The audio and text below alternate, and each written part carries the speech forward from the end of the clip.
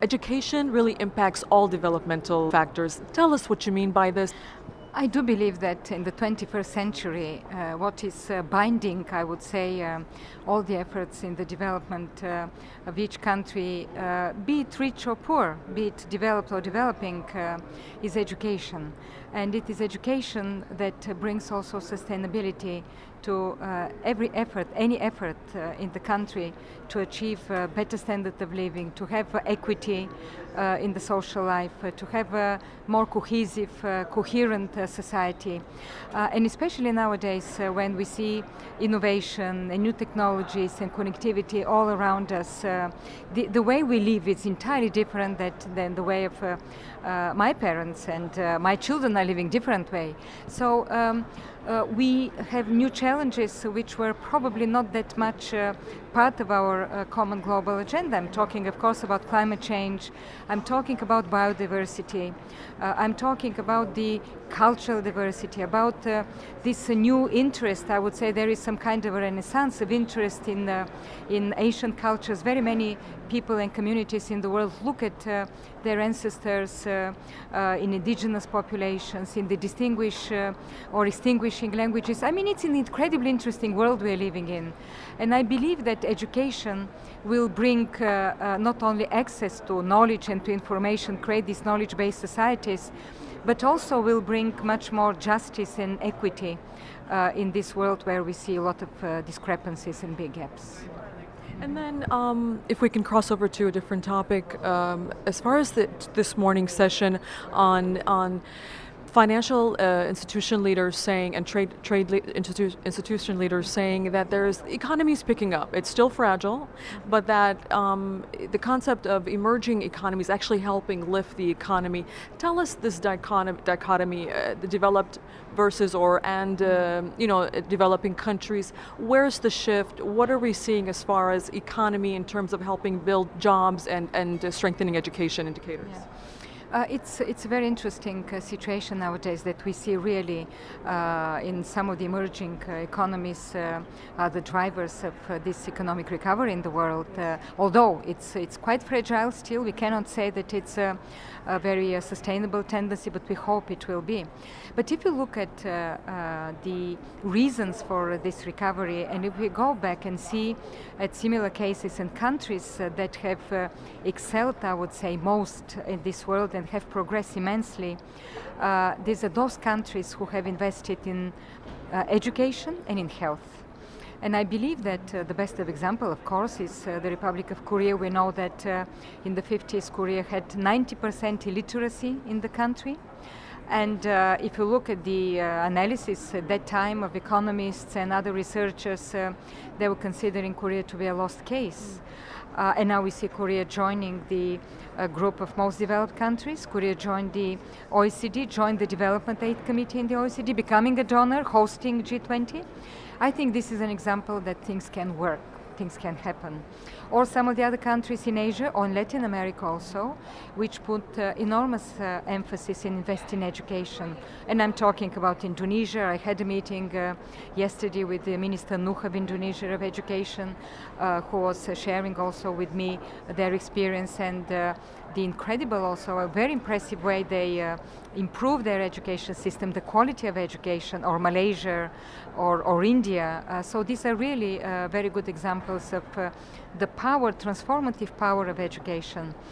I would also give example with some countries which probably not at that level of development, but who have shown that with the right policies and the right allocation of resources, things can work. And I'm talking about Bangladesh.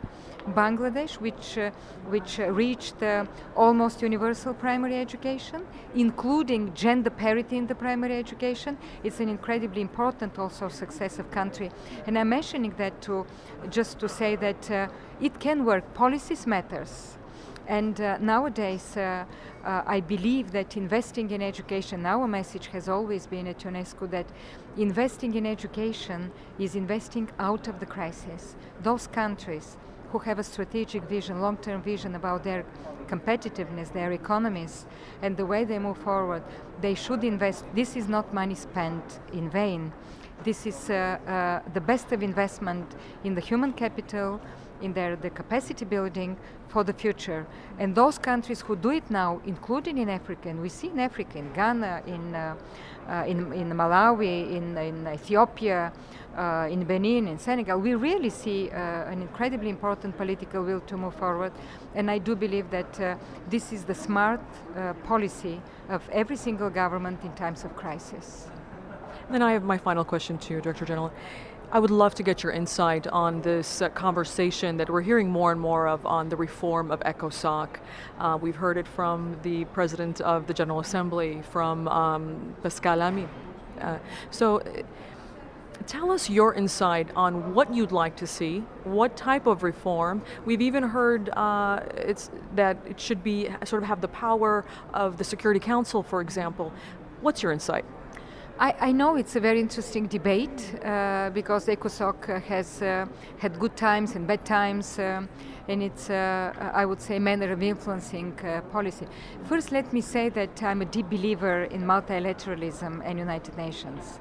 And I believe nowadays in the world more than ever, in this very globalized, interconnected world, more than ever we need United Nations to tackle the main issues of this global governance, which are of different, I would say, order. It's, of course, economy and finances.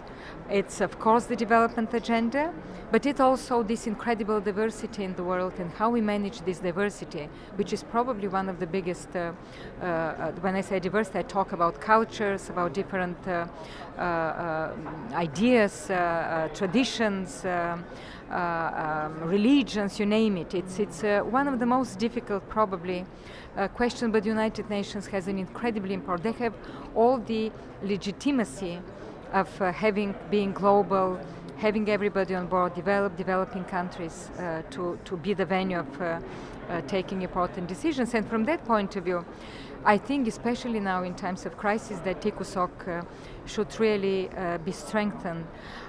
The fact that ECOSOC for the first time takes up at the ministerial segment the question of education also is very indicative on one side for some of its weaknesses, I would say, but also on the fact that it's on a good track.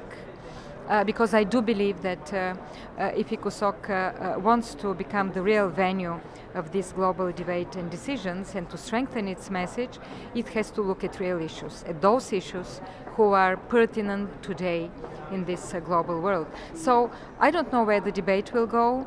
I would very much like to see ECOSOC a venue of a real policy decision debate and not, I would say, only policy declarations and very important decisions are taken somewhere else on these global issues. This creates this kind of a frustration sometimes within the United Nations system. But I believe that the Secretary General, Mr. Ban Ki-moon, has a very clear vision and I would say a very clear commitment on the role of the United Nations, particularly in times of crisis and this global agenda with the climate change, with the biodiversity, with the sustainable development. So I think we are on a good track.